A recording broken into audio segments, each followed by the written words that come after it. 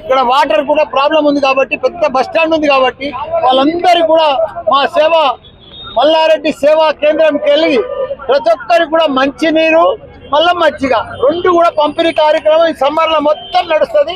పోయినసారి కూడా నడిచింది, ముందు కూడా నడిచింది, ఇప్పుడు కూడా నడుస్తుంది. ఎందుకంటే నా జీవితం అంతా ప్రజలకు సేవ చేసేది, నా జీవితం అంతా మంచి ఇంజనీర్లను డాక్టర్లను తయారు చేసేది. భగవంతుడు నాకు పెద్ద అదృష్టం ఇచ్చిండు, మంచి ఆశీర్వాదం ఇచ్చిండు. కాబట్టి నాకు ప్రజలకు సేవ చేయాలని కూడా నేను కోరుకుంటున్నా. దానికోసమే సేవా కేంద్రం పెట్టాను. దానికి తోడు ఈ రోజు 27 తారీఖు నాడు పెద్ద ఎత్తున గట్కేసర్ మండలంకి వెళ్ళి పెద్ద ఎత్తున తరలి వస్తున్నారు మన ప్లీనరీ. మనం 25 సంవత్సరాలు మనం అడుగు పెట్టబోతున్నాం మన టిఆర్ఎస్ పార్టీలో.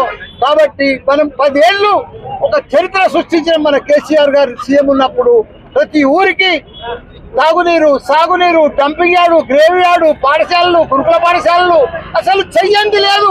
దేశంలోనే ఒక ఆదర్శం కేసీఆర్. తెలంగాణ రాష్ట్రం అట్లా చేసిండు మన కేసీఆర్. అదే ఇప్పుడు చూస్తే కాంగ్రెస్ వచ్చింది, కరెంటు లేదు. కాంగ్రెస్ వచ్చింది, నీళ్లు లేవు. కాంగ్రెస్ వచ్చింది, పంటలకు నీళ్లు లేవు. కాంగ్రెస్ వచ్చింది, పంటలకు ఎరువులు లేవు. కాంగ్రెస్ వచ్చింది, పింఛన్లు సరిగా లేవు. కాంగ్రెస్ వచ్చింది, 6 గ్యారంటీలు లేవు. మాయ మాటలు చెప్పిర్రు, ప్రజలను నమ్మించిర్రు.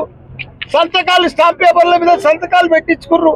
మేము ఇస్తాం మా గ్యారంటీలు అని చెప్పిండ్రు. మోసం చేసి ఓటేసుకున్నారు, మాయ చేసిండ్రు. ప్రజలకంతా ఇప్పుడు అర్థమైపోయింది. ప్రజలు ఇక నమ్మరు, నమ్మదర్చుకోలే.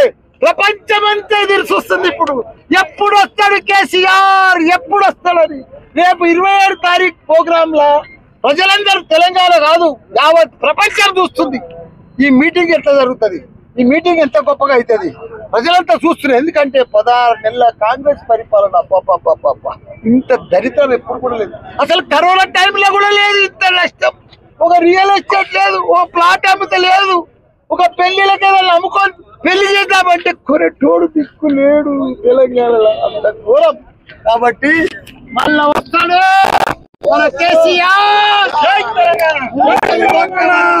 తప్పకుండా మన కేసీఆర్ వస్తాడు, గ్యారంటీగా గెలుస్తాడు, మళ్ళా ప్రపంచం చేస్తాడు, మళ్ళా రాష్ట్రం చేస్తాడు.